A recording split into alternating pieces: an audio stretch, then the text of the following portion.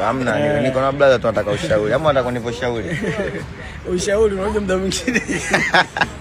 Sio kila ushauri. Ndio. Ila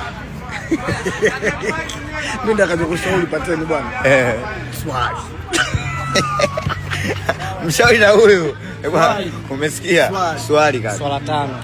Swali. Yaani hapo swala 5. Ukishauriwa kuswali unapata majibu ya mafanikio. Kila kitu kuswali. Yaani unapata majibu ya mafanikio.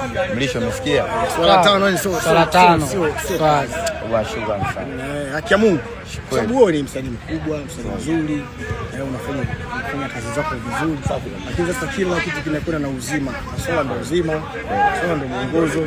Kila kitu ndio maana ukuta watu wanatenga muda wao wanakwenda kanisani, wanakwenda msikitini. Na wewe tenga muda wako.